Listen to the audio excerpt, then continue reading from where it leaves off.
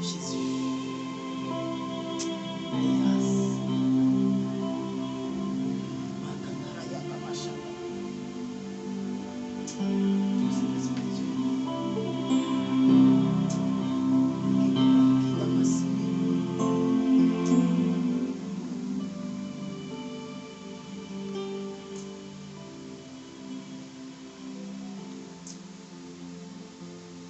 Que le Seigneur Jésus vous bénisse encore, bien-aimés. Et là, c'est la deuxième partie du message. La désobéissance à Dieu conduit à la mort. Voilà. Dans l'introduction pour ceux qui ont déjà regardé, nous avons utilisé le livre de 1 Roi chapitre 13. Nous avons lu du premier verset jusqu'au verset 10. Et maintenant, bien-aimés, le temps dans lequel nous sommes arrivés, c'est un temps qui est devenu très mince. En même temps que c'est mince, en même temps c'est difficile. Alléluia. Et plus c'est mince, plus c'est difficile, plus encore Dieu suscite ses serviteurs pour aller parler, annoncer, prophétiser. Alléluia. Bien-aimés, lorsque le jeune prophète se levait pour aller parler à l'autel de Bethel, ici trouvait des personnes qui offraient des sacrifices sur l'autel de Bethel. Alors que dans la ville de Bethel, Jéroboam y était. Mais il devait naître une personne de la lignée de David qui devait s'appeler Josias. Alléluia. Bien-aimé, le message est intéressant, mais ça fait prendre conscience aussi. Alléluia. Voici ce qui va se passer, bien-aimé. Lorsque le jeune prophète va arriver, dans la ville de Bethel se trouvait aussi un vieux prophète. Mais ce vieux prophète, bien-aimé, là, dans le contexte, c'est comme si Dieu ne lui parlait pas à lui.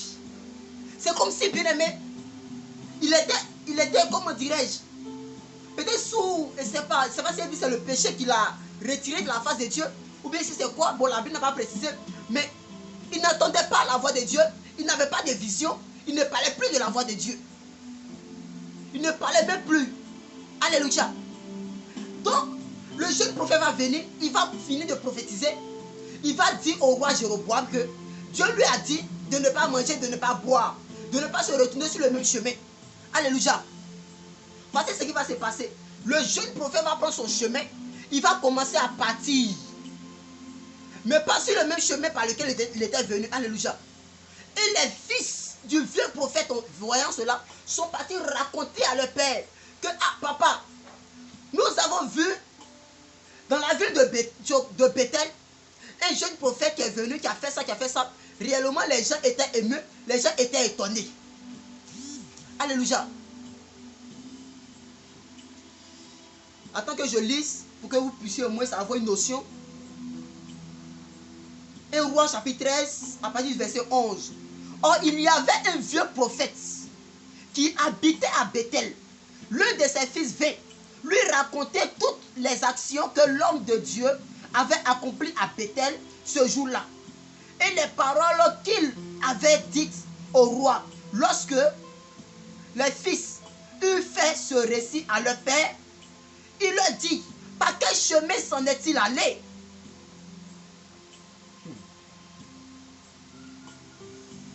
Oh Jésus. Ses fils avaient vu par quel chemin s'en était allé l'homme de Dieu qui était venu de Juda. Alors il dit à ses fils, scellez-moi l'âne. Il lui scellait l'âne. Et il monta dessus. Il suivit l'homme de Dieu et le trouva assis sous le térébinthe. Assis sous le térébinthe. Alléluia. Ah, Jésus. Il lui dit, es-tu l'homme de Dieu qui est venu de Juda? Il répondit, c'est moi. Alléluia. Le vieux prophète pose la question au jeune prophète, es-tu l'homme de Dieu qui est venu depuis Juda? Il a répondu, oui, c'est moi. Voyons la suite. Verset 15. Alors il lui dit, viens avec moi à à la maison pour manger. Suspense. Viens avec moi à la maison pour manger. Le vieux prophète dit au jeune prophète, viens à la maison avec moi pour manger. Pour y manger. Mais il répondit, je ne puis ni retourner avec toi, ni entrer chez toi. Je ne mangerai pas de pain, je ne boirai pas d'eau avec toi en cet endroit. Ça, c'est ce que le jeune prophète a dit. Alléluia. Non, ce passage, ça me plaît bien. Il dit, je ne peux pas me retourner pour boire l'eau, mais pour manger dans cet endroit. Pourquoi? Parce que le jeune prophète voyait l'autre vieux venant vers lui, lui parlant comme étant une personne simple. Mais bien aimé, le diable c'était trompeur. Le diable c'était un amateur. Alléluia. C'est même un arnaqueur. Alléluia. Bien aimé, suivez-moi attentivement. Vous allez comprendre le message. Verset 17. Car il m'a été dit par la parole de l'Éternel, tu ne mangeras pas de pain, tu n'y boiras pas d'eau et tu ne prendras pas ton retour. Le chemin par lequel là tu es, tu seras allé. Verset 18, ça me plaît bien. Le verset 18, regardez bien. Il lui dit alors, il a dit quelque chose. Lorsque le jeune prophète a dit ça au vieux prophète, regarde, quelque chose va commencer à changer. Il lui dit alors. Bien aimé, il lui dit alors. Quand le diable cherche à te blaguer, il te dira alors. Jésus, il lui dit alors, moi aussi, je suis prophète comme toi. Leadership. Complet de supériorité. Complet d'égalité. Moi aussi, je suis prophète comme toi. Et quelqu'un comprend? Suivez-moi attentivement, bien aimé. Moi aussi, je suis prophète comme toi. Suivons bien. Ah, Jésus.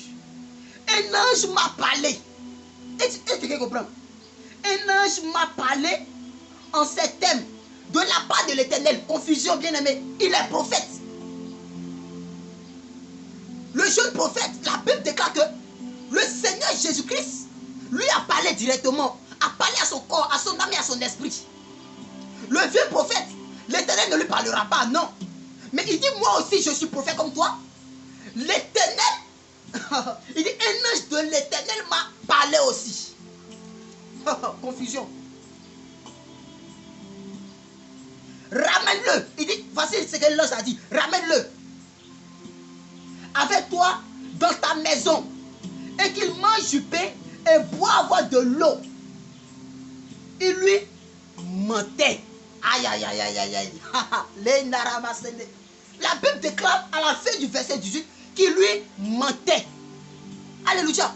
Il lui mentait. Le vieux prophète lui mentait. Mais pourquoi il lui mentait? À cause d'une jalousie grave. À cause d'une jalousie très typique. À cause d'une jalousie. Pourquoi lui aussi les prophètes, Dieu ne l'utilise pas? Pourquoi lui aussi les prophètes, Dieu ne lui parle pas? Dieu ne lui montre pas ces choses. Et puis Dieu prend un autre prophète depuis Judas pour venir annoncer des prophéties, pour venir annoncer des paroles de connaissance, pour venir annoncer des paroles à une personne, même à l'hôtel de Bethel. Non, c'est... Oh my God. C'était grave. La jalousie maintenant fait que même dans le corps du Christ, d'autres personnes blaguent. D'autres personnes mentent aux fidèles. Moi aussi je suis prophète. Moi aussi je suis évangéliste. Moi aussi je suis docteur. Moi aussi je suis apôtre. Qu'est-ce que toi tu peux m'enseigner? Qu'est-ce que toi tu peux me dire? Non, c'est que tu as à me dire. L'Éternel Dieu me parlera de ça aussi. C'est que tu auras à me dire. Non, garde ça pour toi seul. L'ange de l'Éternel a parlé au vieux prophète. Dieu a parlé au jeune prophète. Bien aimé, écoutez attentivement. L'homme de Dieu retourna avec lui et mangea. Oh Jésus, c'est pas bon. Bien aimé, c'est pas bon du tout. L'ange de l'Éternel a parlé au vieux prophète. Mais la Bible déclare qu'il lui mentait. Donc, nous savons que le père du mensonge, c'est le Dajjal. Le père du mensonge, c'est le diable. Alléluia. Donc, en quelque sorte, le jeune prophète, c'est vrai, devant le roi Jéroboam, il a obéi. Devant d'autres fidèles, il a obéi. Mais devant celui qui est venu lui dire que nous deux, nous avons le même titre. Nous deux, nous sommes pareils. Nous deux, nous sommes égaux. Il ne peut pas obéir. Pourquoi? Parce qu'il entend dans sa tête prophète. Il entend dans sa tête quoi? Évangéliste. Il entend dans sa tête quoi? Pasteur. Il entend dans sa tête prophète. Il entend dans sa tête comme docteur, apôtre. Ça fait qu'aujourd'hui, plusieurs chrétiens, plusieurs fidèles se meurent. Qu'ils entendent prophète. Prophète a fait ça. Prophète a fait ça. Et tous ils courent. Pourquoi? Parce qu'ils entendent quoi? Prophète. Moi aussi je suis prophète comme toi. Alors que c'était un mensonge. L'éternel Dieu me dit, alors que c'est un mensonge. Pendant que je suis arrêté, je suis en train de voir, alors que c'est un mensonge. Dieu me parle de temps, alors que c'est un mensonge. Pourquoi? C'est un problème, bien-aimé. C'est un problème, bien-aimé. Le corps du Christ est en train de mourir. Les chrétiens se meurent. Trop de mensonges, trop de gloisie. Alléluia. Regardez bien la suite. Verset 20. Verset 19. L'homme de Dieu retourna avec lui et mangea du pain. Dans sa maison, et but de l'eau. Et but quoi? De l'eau. Aïe, aïe, aïe, aïe, aïe, aïe. Dieu lui a parlé à lui, à son corps, à son âme et à son esprit. Faudrait pas manger, faudrait pas boire. Mais il s'est retourné avec l'autre. Il a mangé du pain, il a bu de l'eau. Eh bien aimé, c'est pas bon. C'est pas bon. Écoute la voix de Dieu, bien aimé. Entends la voix de Dieu. Il dit ne jugez pas les prophéties. Mais regardez-les. Qu'est-ce qui vient de Dieu? Qu'est-ce qui ne vient pas de Dieu? Mais là, il n'a pas cherché à juger.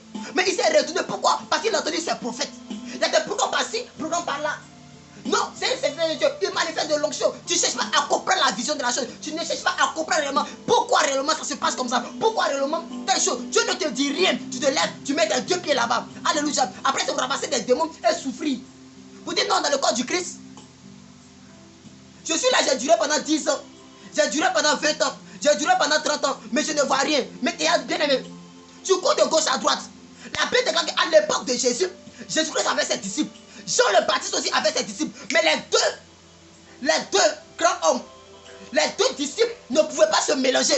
Il a fallu que Jésus-Christ, Jean-Baptiste meure pour que les disciples de Jean-Baptiste rejoignent Jésus-Christ dans la chambre haute. Et quelqu'un comprend un peu. On dit les chrétiens sortent ici, ils bafouent même les pères spirituels. Ils bafouent même les leaders. Non, ils ne manifestent plus. Ils n'enseignent même plus bien. C'est un lutteur. Dieu l'a établi lui. Ce n'est pas toi que Dieu établit. Dieu parle à lui. Ce n'est pas à toi que Dieu parle. Alléluia. Non. Ça fait que maintenant, le peuple de Dieu veut entendre ce que eux, ce qui les semble bon. Alors que ce que Dieu dit, ils s'en foutent de ça. Non, un homme va quitter Dieu là-bas pour venir me dire, ah, j'aurais peut-être un mari. J'aurais 90 milliards. J'aurais un homme qui va venir me marier depuis la France. Si un Français tu veux marier, il faut attendre. Alléluia. Attends un peu. C'est des voitures que tu veux avoir. Attends un peu. Jésus-Christ est mort à la croix pour venir te donner les voitures. Pour venir te donner un mari. Tu vas quitter depuis la France pour venir te marier. Attends un peu. Alléluia. Verset 21. Il s'écria à l'homme de Dieu qui est venu de Juda. Ainsi par l'Éternel. Aïe, aïe, aïe, aïe, bien aimé, c'est pas beau ce message, ça va me tuer. Bien aimé. Lorsque les deux étaient assis à table, voici le problème, bien aimé.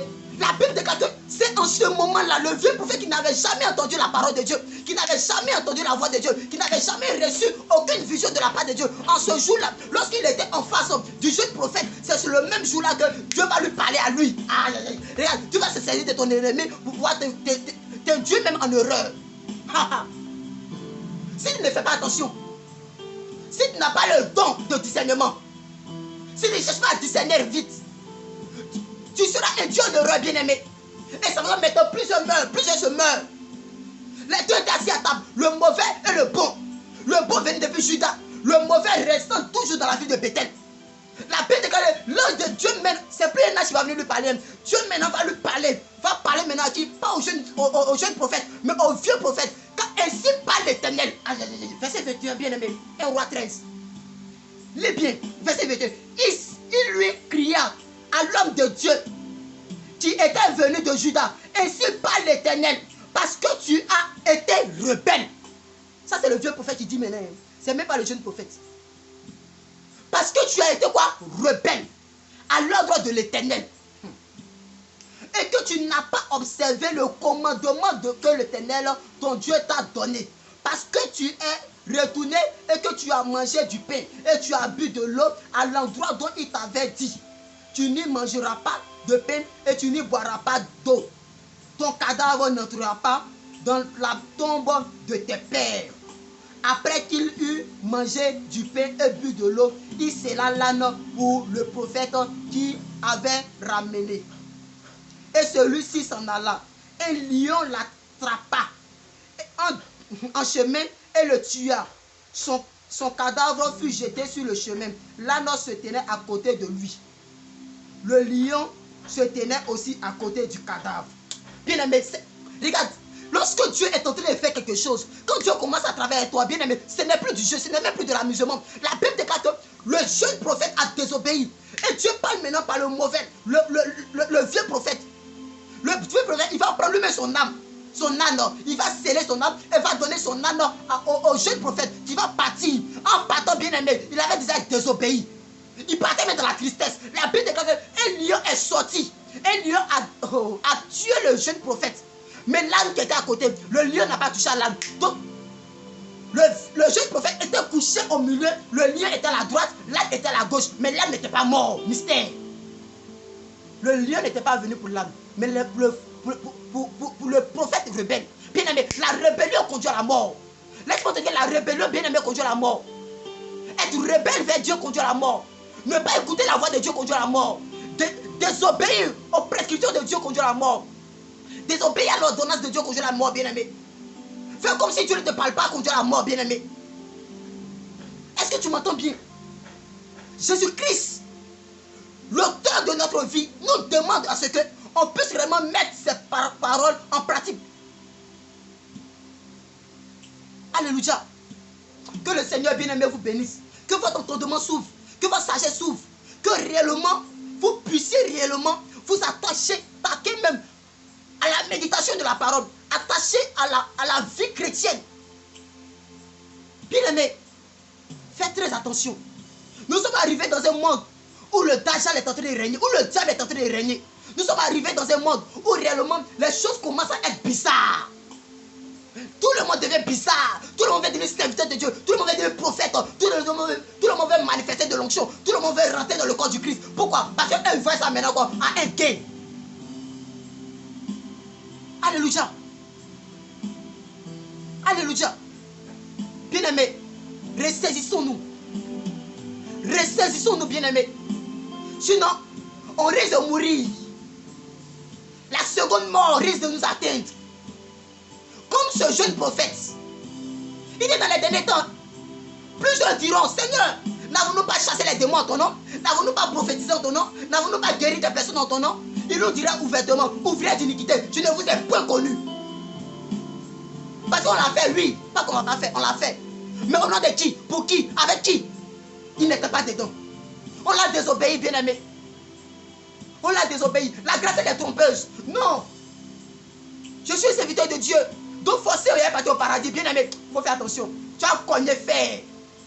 Tu as cogné un très grand fer. Alléluia. Que le Seigneur vous bénisse. C'est là le petit message du jour. Que sa grâce, son amour, sa fidélité reste réellement dans le cœur. Priez sans cesse. 1 Thessaloniciens 5, verset 16-17. Que réellement la grâce de Dieu soit dans votre vie. C'est le frère Ange Kirom. Pour vous qui me suivez, partagez les vidéos. Aimez, abonnez-vous à ma chaîne YouTube. Que le Seigneur Jésus-Christ vous bénisse en abondance. Amen.